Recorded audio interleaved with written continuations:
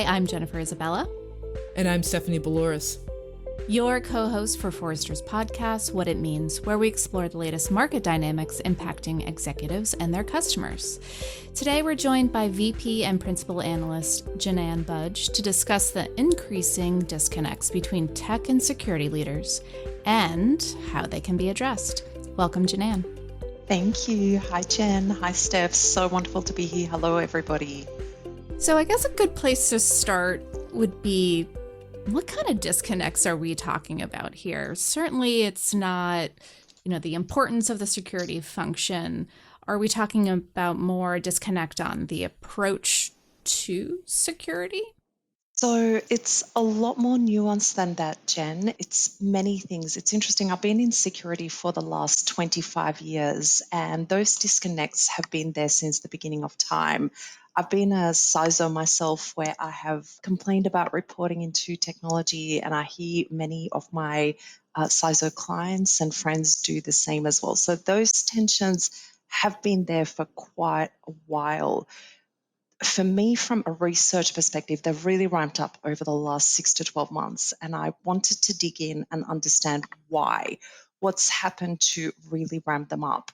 The other thing that I wanted to do in this research and this conversation is, because I've been in security for 25 years, I feel like I understand security's perspectives. We're fighting over budget with technology. Do you hear how I'm saying that they and us, they're not doing what we want all the time. They don't care about security. So I wanted to take a pause and really listen to technology executives' perspective. What is going on for you and what has happened in the last 6 to 12 months that has caused these disconnects? So with that, the disconnects look so vast. There is the technology executives look at security and they see people who are currently getting more budget than technology.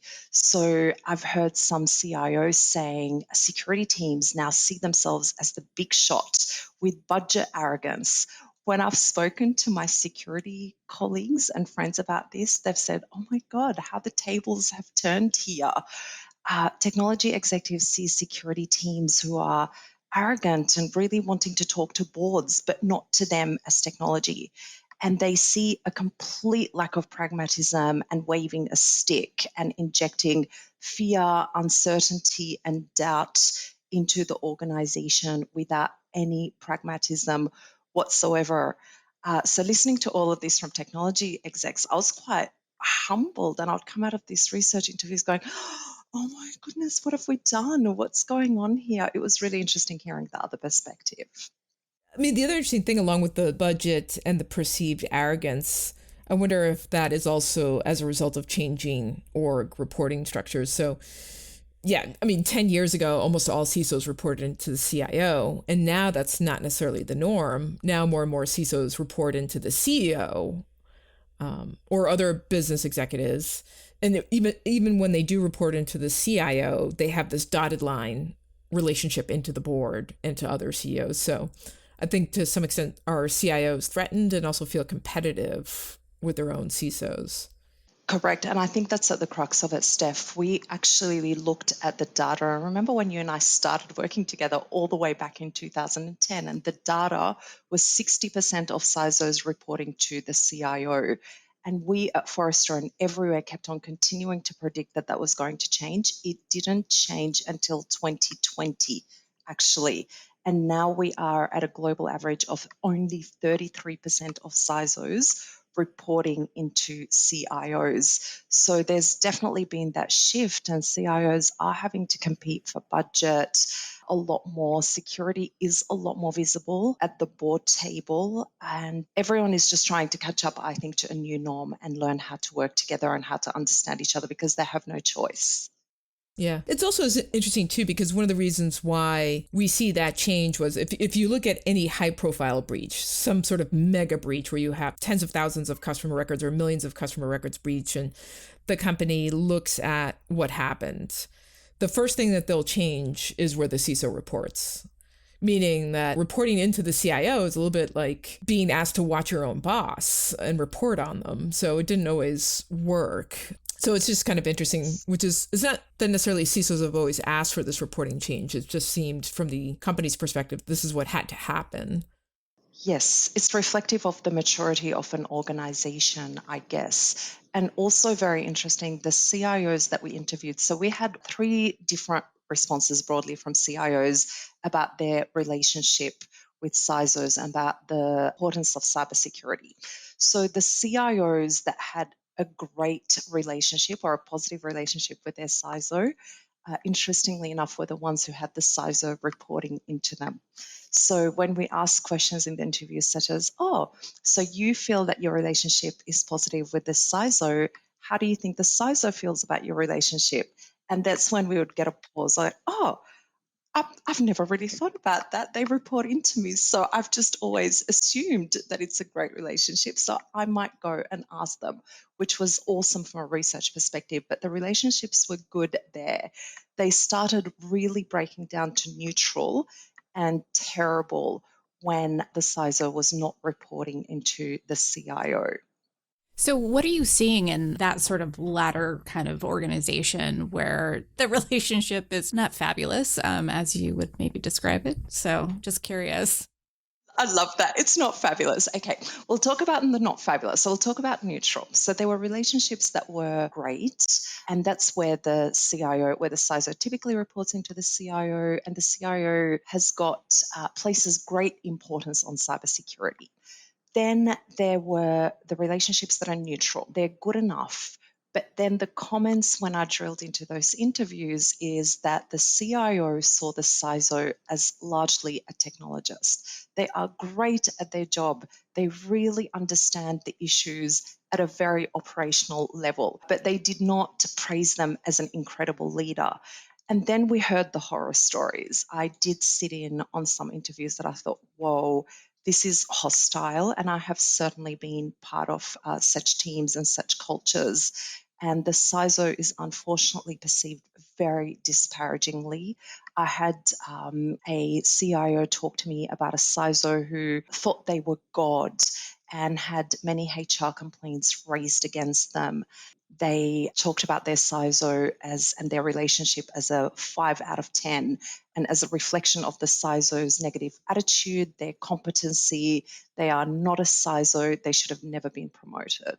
So it went from positive to neutral to quite hostile, which I think is reflective. I don't think any of this was too surprising or new, but just hearing it and then having to put the words on paper was really revealing. So in that last situation, it sounds like the CISO is reporting outside of the org and outside of the tech org, so not into the CIO. So then it almost sounds like there's issues on both sides with everybody getting used to this new reporting structure.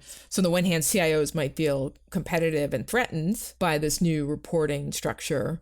And then at the same time, it also sounds like CISOs maybe are letting some of this new power go to their head, which is they've lost some sense of being more pragmatic and maybe being a little bit more risk tolerant, which is like your job is not to reduce risk to zero. Your job is to reduce risk to a level that is acceptable to the business and then doesn't hinder the business from moving forward and growing.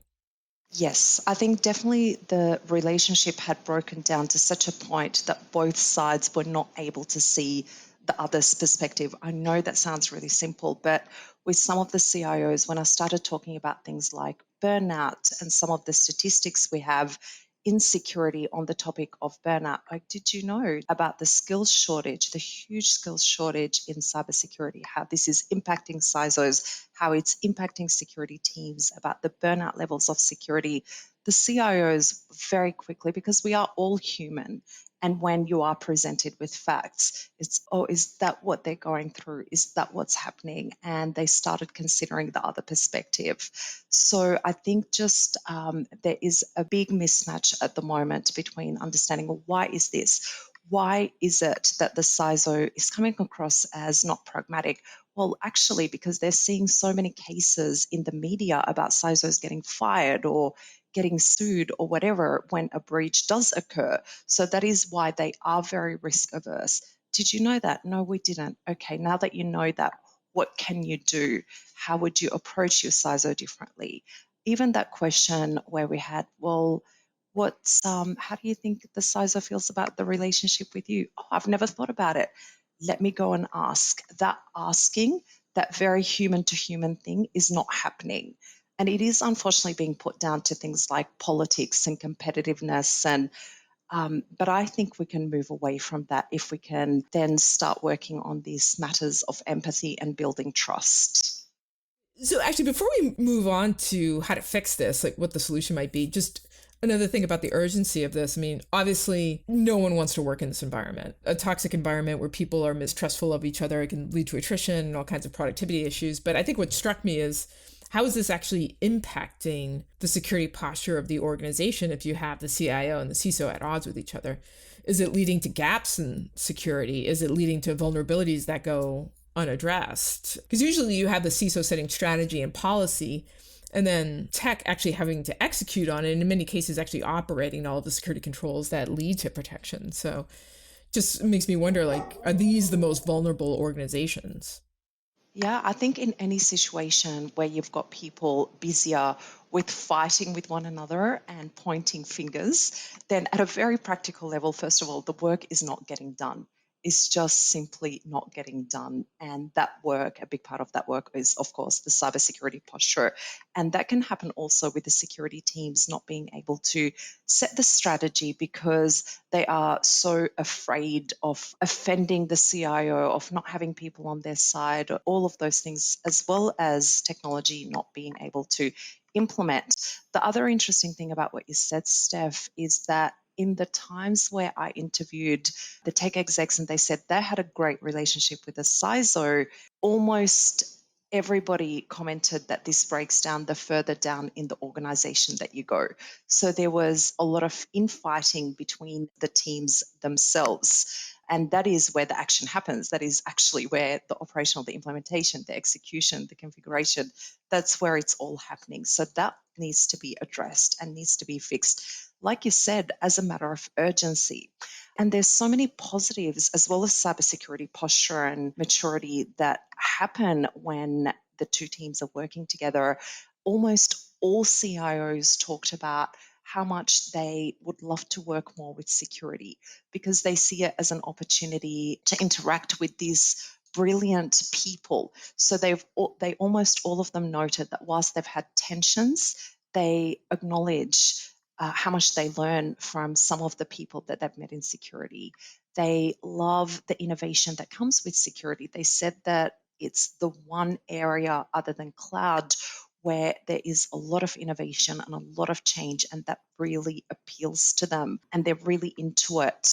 It also gives everybody, CIOs and CISOs, the opportunity to fulfill their mission. We know in security, when we look at some of the team culture data, many of us in security work in security because we're very mission driven.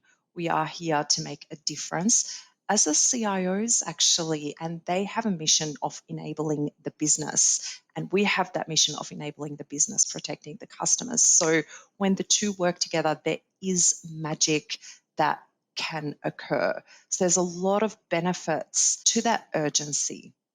Good. So I guess how do you fix it? So if we were to take that third scenario where different reporting structures, it's led to this hostile environment, like how do you go about turning it around? So I think we have to recognize that there's a very human element to all of this, and there's a little bit of work to happen at a relationship level.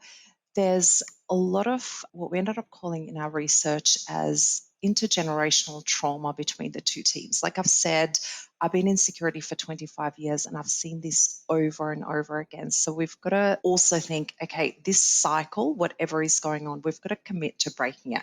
So when we were doing the interviews, the words empathy and trust kept on coming up over and over again in lots of different ways. So I really wanted to drill into that. And specifically when we talk about trust, I was really curious because trust, as we know, we've got the trust imperative at Forrester, we've defined the 7 levers of trust. But when people talk about trust at a human level, what do they mean?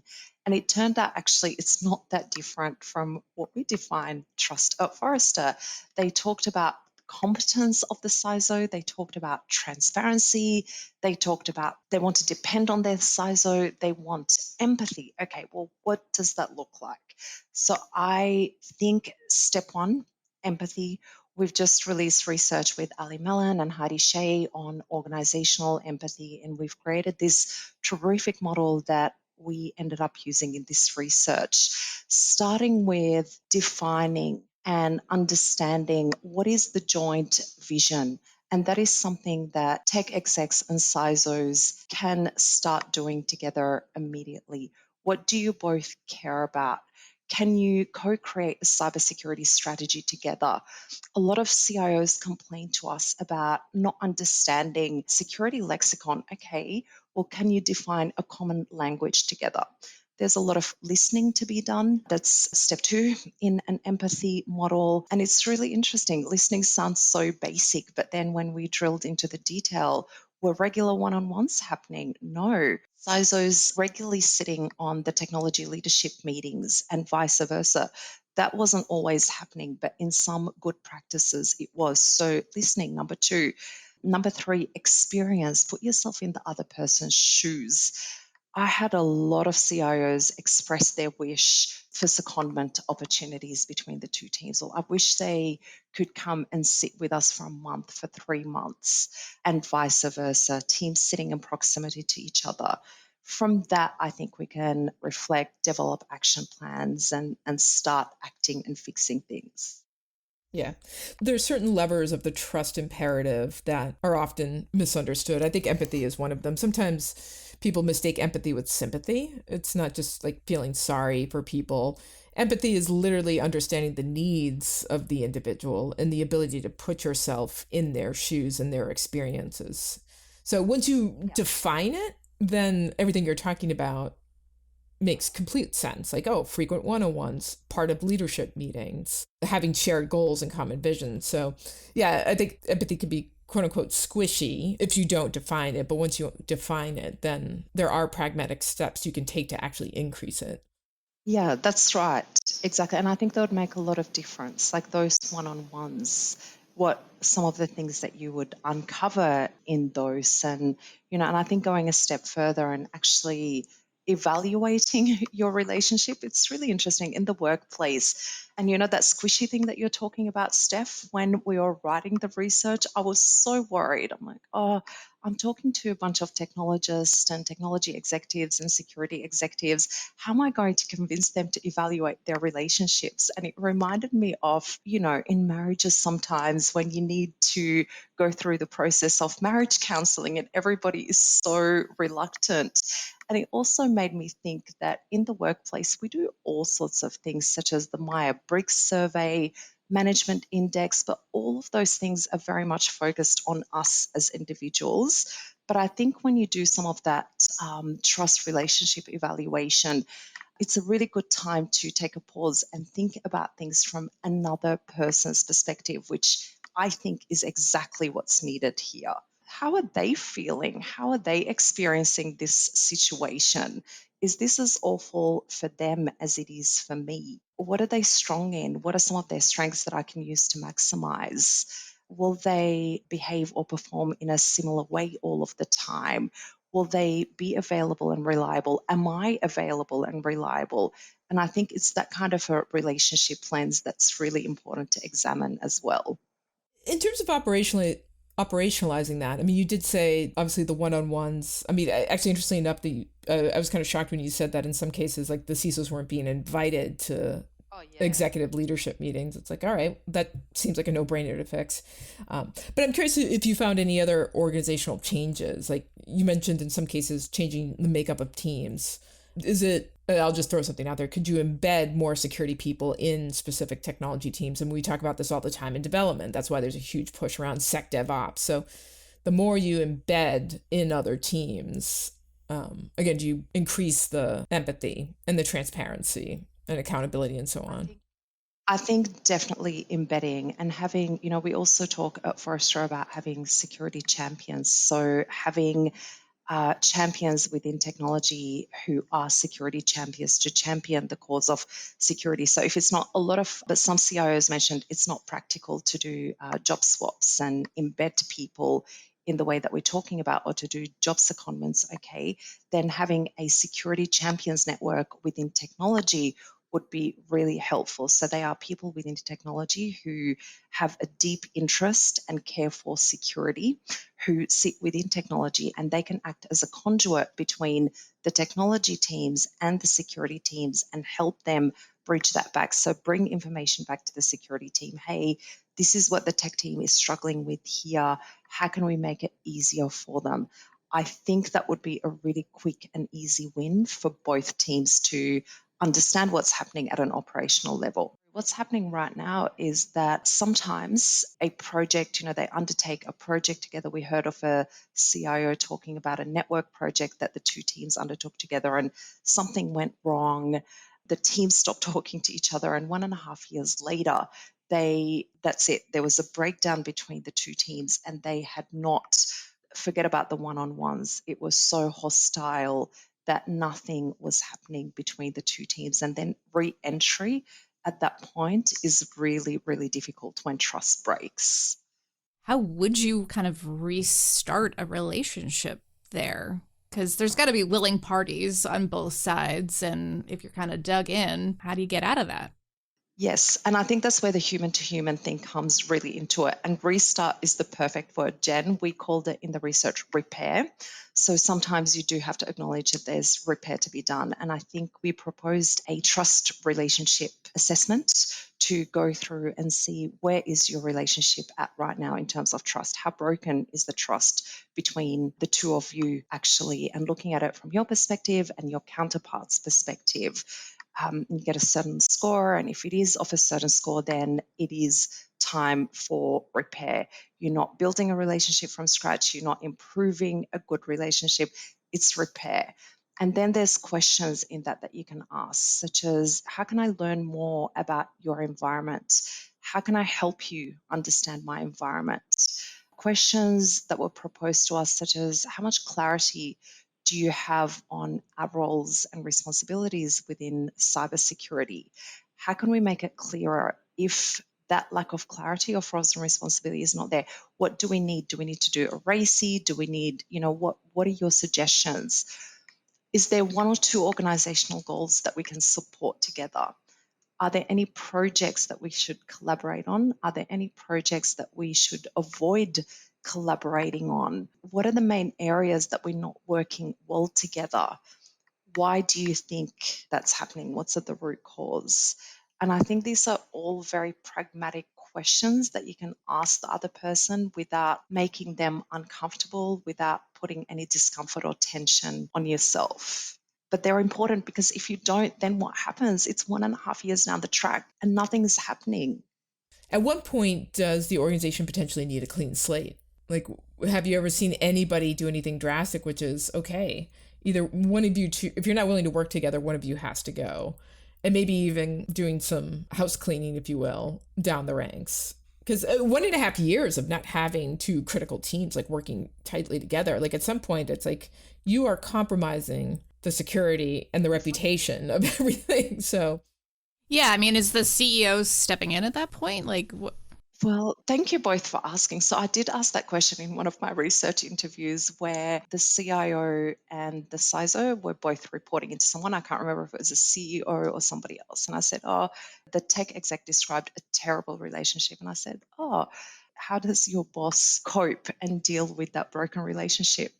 And there was a big pause and a big sigh. And the CIO goes, oof.